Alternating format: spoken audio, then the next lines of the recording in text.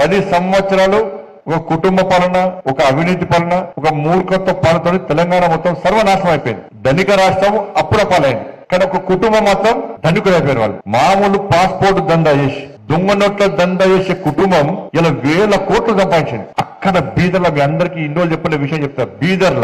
బీదర్లా ఇదే TRS party అగ్రనాయకుడికి printing press ఉండేయారా. నాకు మొన్న ఢిల్లీలో ఒక పోలీస్ ఆఫీసర్ కలిసిండు. సార్, నేను సిద్దిపేట ఎస్పీ ఉన్నప్పుడు బీదర్ లో ఒక ప్రింటింగ్ ప్రెస్ ఉండే. ఆ ప్రింటింగ్ ప్రెస్ టీఆర్ఎస్ పార్టీ ఆది నాయకుడిది. మరి ఏం చేస్తారు సార్ అంటే, టీఆర్ఎస్ పార్టీ కరపత్రాలు కాదు, దొంగ నోట్లు ముద్రిస్తారట. దొంగ నోట్లు ముద్రించే ప్రింటింగ్ ప్రెస్ బీదర్ లో ఉన్నది.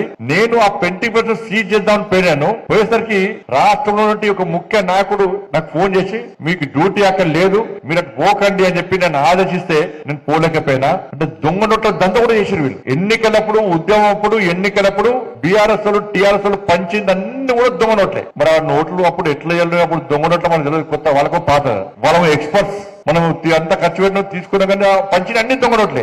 ఉద్యమం తర్వాత ఎన్నికలప్పుడు టీఆర్ఎస్ వాళ్ళు పంచిన పైసలు మొత్తం దొంగ నోట్లే. బీదర్ లో ముద్రించిన దొంగ నోట్లు అవి కుల్ల. ఇలా ఆ కుటుంబం ఇలా కోటీశ్వర్లు అయిపోయింది. వాళ్ళ మనకు డిఏ లేవా, పిఆర్సీ లేదా, ప్రమోషన్ లేవా, కొత్త ఉద్యోగాలు లేవా. కాబట్టి ఆ పార్టీ చేతిలో సర్వనాశనమైన తెలంగాణ రాష్ట్రం తర్వాత మీరు తప్ప మిగతా ప్రజలంతా ఏమనుకున్నారు, ఒక్కసారి మార్పు జరగాలి.